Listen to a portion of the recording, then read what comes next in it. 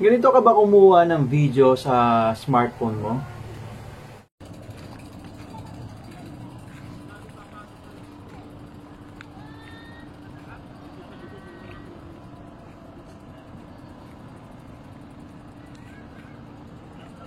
Well, pwede na yan. Pero bakit hindi mo lang gawin ganito?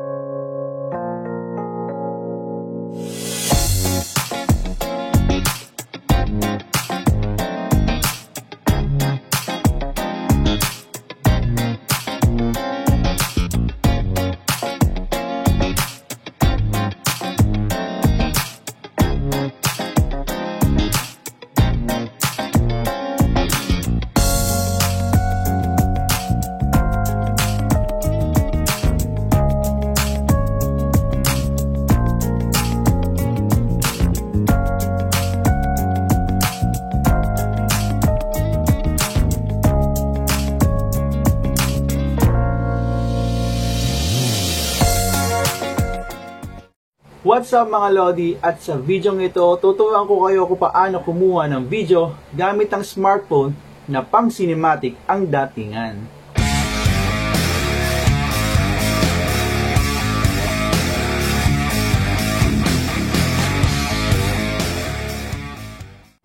Welcome back ulit mga Lodi, at syempre kasama nyo pa rin ako, the one and only Sir Vince at your service. Gaya na sabi ko sa inyo kanina, magbibigay ako sa inyo ng tip kung paano kumuha ng video gamit ang inyong smartphone na pang cinematic ang datingan.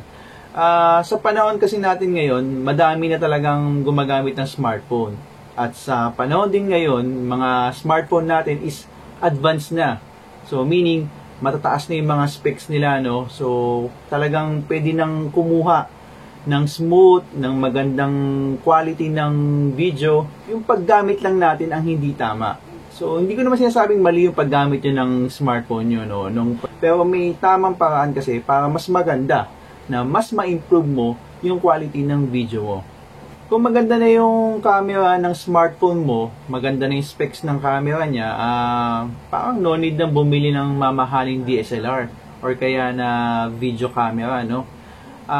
Siguro mas maganda pag-aralan mo na lang kung paano mo gagamitin ng tama yung smartphone mo, yung camera niya, para makuha mo ng mas magandang result, diba? Na pang professional ang datingan. Dapat alam niyo yung specification ng smartphone niyo, no? Lalo-lalo na yung camera niya. For me, ang gamit ko is itong, yan, yung camera na yan, Huawei Nova 5T. So, may capable siyang kumuha ng 4K at 30 frame per second, at meron din siyang 1080p at 60 frame per second. Pero sa ngayon, ang ginagamit ko is yung 1080p 60 frame per second, kasi mas maganda kasi yung 60 frame per second, yung FPS, mas mataas yun, mas smooth yung datingan. At syempre, mas detailed yung quality ng video. Check nyo mga Lodi, yung smartphone nyo, kung capable ba siya ng ganun. Mas maganda yung ganong settings, mas smooth, mas cinematic ang datingan. So kung wala naman po kayong ganong klaseng settings sa smartphone nyo, pwede na po yung 1080p at 30 frame per second. Sa tingin ko, lahat naman ngayon ng smartphone, kahit yung mga low budget na smartphone, is capable na ng mag-capture ng video na 1080p at 30 frame per seconds. Okay, bago ko po simulan, nagpapasalamat po ako sa mga subscriber ko. Thank you po sa inyong lahat. At sa mga hindi pa nakapag-subscribe, mag-subscribe na po kayo. Like nyo itong video, and share nyo po sa iba, and press the notification bell para sa updated ka sa mga susunod kong video. Shoot in landscape. Ugaliin naka-landscape sa pagkuha ng video para mas wide ang lahat ng dapat mong makunan. Pansinin, kapag naka-portrait ang kuha, may dalawang block sa gilid ng video kapag ito ay pinilay mo sa TV or sa widescreen. Hold your smartphone with two hands. Para maging stabilize ang result ng video mo, dapat dalawang kamay ang paghawak mo dito. Kapag hindi maalog at stable ang video, mas magandang tingnan at panoorin. Hindi siya nakakahilo mga Lodi. Lock exposure.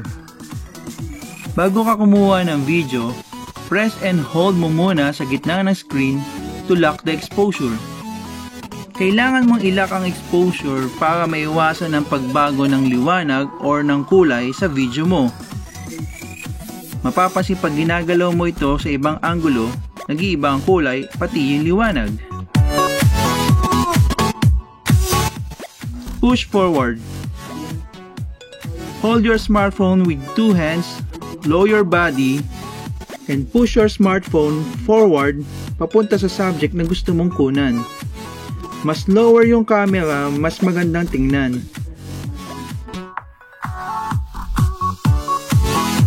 Para mas stabilize, isipin mong parang isang tasang kape ang hawak mong smartphone na parang iniiwasan mo siyang matapon.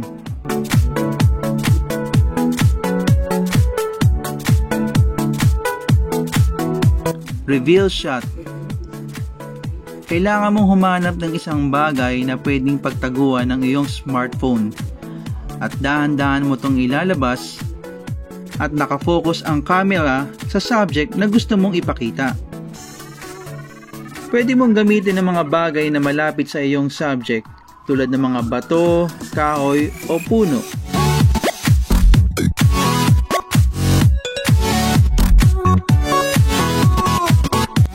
Pan and tilt. Parang kumukuha ka lang ng panorama shot pero naka-video siya. Pero dito, limitado lang.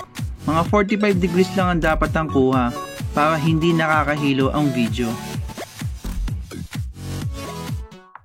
At sa pag-tilt naman, dapat steady lang yung camera at nasa center yung subject na kinukunan mo.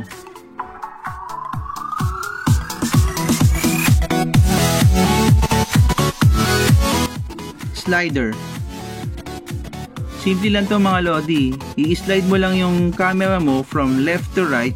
Pero syempre dapat naka-steady siya. Pwede kang magdagdag ng mga bagay na nakapaligid sa iyong subject tulad itong halaman or mga puno. Dagdag effects din yan mga lodi.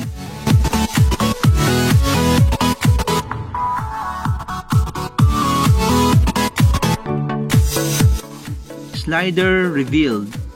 Humanap ka ng pwede mong pagtaguan ng iyong subject habang nag-i-slider ka. Pwede kang gumamit ng puno, poste, o anumang establishment. Kunan mo yung subject, then slide patago sa object. At humanap ng ibang pwesto palabas naman sa subject mo. This time, ibang anggulo naman siya.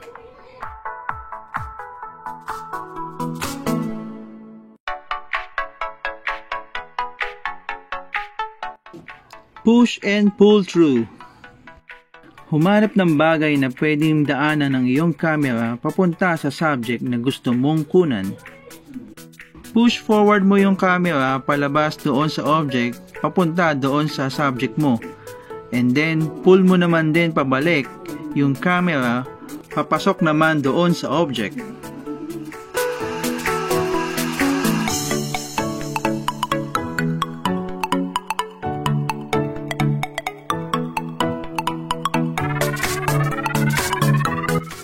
Editing. Gaya ng mga nauna kong video, KineMaster pa rin ang gamit ko sa video editing. I-cut mo lang ang lahat ng pangit na kuha sa mga video na nakunan mo at i-adjust mo yung kulay nito at samahan mo ng magandang music na sa tamang edit ang magandang resulta ng iyong video.